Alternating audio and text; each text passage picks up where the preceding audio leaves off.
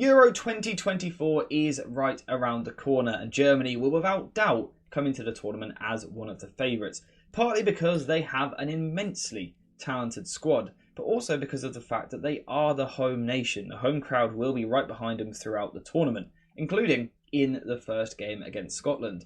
By the way, I will be covering that game on the channel. If you want to see that video, subscribe, get notifications on. Yeah, check it out. But Germany will definitely feel like they're favourites for that game in the first match of the tournament, and also, to be honest, for the rest of the group as well. They simply should have too much quality, as long as Nagelsmann sets them up in the right way. Which I guess brings us to the question, how will Nagelsmann look to set up this Germany side from a tactical point of view? So Germany will most likely set up in a 4-2-3-1 formation. In recent times, that has been Nagelsmann's formation of choice. After a bit of experimenting, he finally seems to have settled on this shape. The 4-2-3-1 with, of course, Manuel Neuer in goal. It's a pretty decent start to the team. One of the best goalkeepers in the world in terms of on the ball, but also his saves, his sweeping, his experience.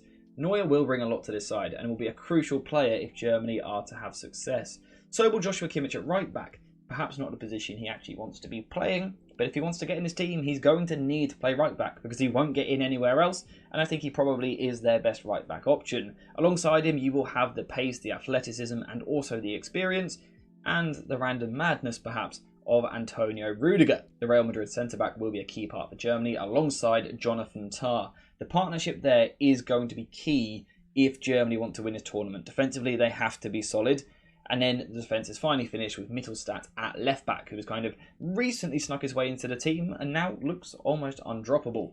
As we move into the midfield, Germany will most likely have a double pivot of Toni Kroos and Andrich. True quality both in and out of possession, and that continues into the next line as well. The three behind the striker, Jamal Musiala, Gundogan and Florian Wirtz.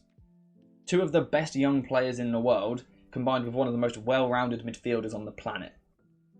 Wow, the depth is absolutely incredible. The quality is incredible. And then finally, up front, Kai Havertz, perhaps not a natural goal scorer, but an important player in this Germany side to link it all together. So Germany will almost definitely be in a 4-2-3-1, and it will look something like this.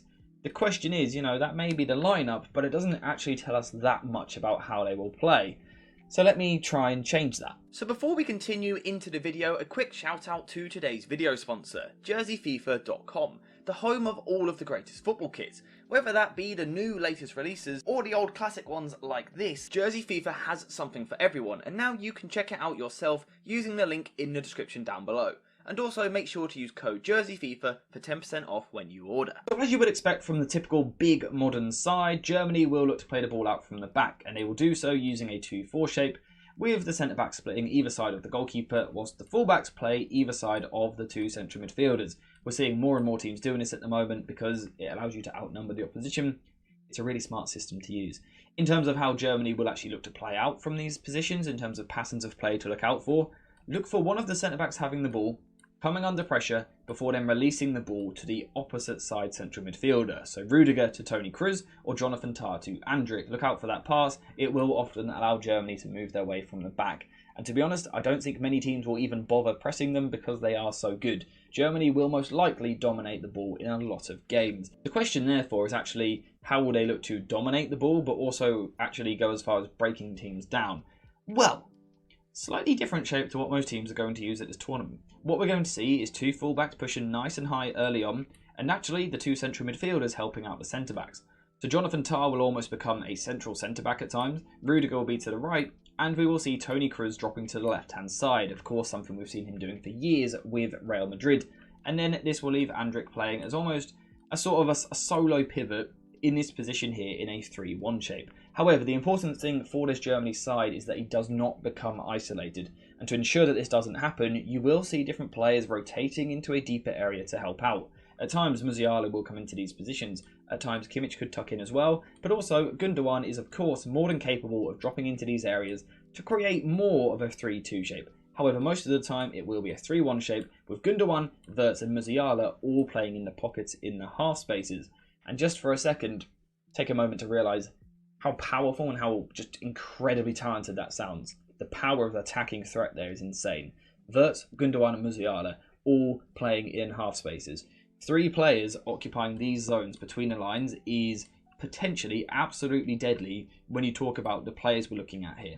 Again, Wirtz and Musiala, the ball carrying of these two, the ability to receive on the half turn and drive at a team is absolutely frightening. And this is where Germany's main attacking threat will be. Other teams at the tournament may look to exploit the wide areas, but for Germany, it will be all about overloading the middle of the pitch, getting the likes of Kroos, Andrić, Florian Wirtz, Musiala and Gundogan on the ball as often as possible. These will be the key players for Germany as they look to move the ball forward. Now, importantly for Germany, within this shape, there can also be rotations and changes to the structure to keep things unpredictable. For example, what we could see is more of a rotation towards a 2-3 shape, where Toni Kroos now plays even further on the left, Kimmich could come in from the right, and suddenly we see a slightly different structure. We've now got more of a 2-3-4-1 shape. Again, we've got players in these half spaces up here looking to overload the midfield, and again, it allows Germany to attack in a few different ways. And then, of course, the other thing they can do as well is switch to more of a 2-4 shape like this. Again, Wirtz is going to be looking to get into these pockets of space. He will be a key player for this Germany side. But basically, no matter what sort of structure and what sort of shape the Germans look to use, they are going to have exciting, just genuinely world-class elite players picking up the ball in pockets of space. And if the opposition's midfield can't deal with that, these teams will be in trouble. How about weaknesses with this German attack? Well, with so much focus through the middle, it can leave them with a slight lack of threat out wide. Kimmich down the right is a brilliant player on the ball, but I'm not sure he's someone who wants to fly down the right-hand side all night long and, whip crosses into the box. And for Mittelstadt on the left as well, as good as he has been and as well as he has done to break into this team, he's not a player who wants to bomb forward and go 1-versus-1 against the fullbacks. And that would be my concern for this Germany team. When teams look to get lots of players behind the ball, as I think teams will do in their group, I think teams will sit deep. The question will be, do they have enough threat out wide? Because if teams are narrow and compact, it will be difficult to get Wirtz into space, to get Musiala into space. In these situations, there will be more emphasis on the fullbacks, and that is where the question starts to come up. How much attacking threat do Germany have? Probably not enough in wide areas. However, they are still one of the favourites for a reason, and I think they will get all the way to the final because of the middle threat. You can, one moment, think you are solid, think you are compact, think you've closed all the gaps, but then all of a sudden, out of nowhere, Wirtz and Musiala will come to life and they will light up this tournament. I am convinced of it. I am convinced those two have the ability to make this tournament their own and basically destroy the group stages, but particularly the knockout stages. They have the potential to really kick on. I think Germany will have way too much for the rest of their group in the big moments, in the big games.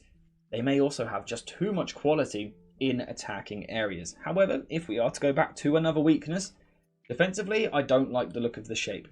Particularly when Germany play against the biggest sides, teams which are able to overturn possession in these areas and quickly spring forward. That German backline doesn't look like one to me which is ready to defend against the very best. Mbappe attacking that back three would be absolutely terrifying, but even someone like Jude Bellingham, Bukayo Saka, Phil Foden, those sorts of players will cause troubles for Germany in the transition. So that is something that the Germans will have to be very, very aware of. Perhaps Nagelsmann at times could take a more kind of conservative approach with Gundogan playing a little bit deeper. Whether or not that happens, we will have to wait and see. But in general, this Germany side is absolutely brilliant. The starting 11 is quality. Nagelsmann is probably the best manager at the tournament, and he has some of the best players. Again, I'm highlighting Musiala and Wirtz as the two to kind of shine. That will come as a surprise to absolutely no one because they are wonderful, wonderful players. But like I said, Germany will feel that they can go all the way, and rightly so. They've got an excellent team. Let's see how they get on this summer. If you want to follow their progress throughout the tournament, again, subscribe to the channel, get notifications on. I will be covering their first game against Scotland, plus all of their knockout games as well, should they get that far in the tournament. So subscribe, notifications on, and also get in the comments down below and let me know which of these players excite you. What do you think the strengths are for this Germany side, but also the weaknesses as well? Let me know how you're feeling about this side heading towards the tournament. But apart from that, we are finished for today. So thank you guys for watching. I hope you enjoyed it. And as always, I'll see you in the next one.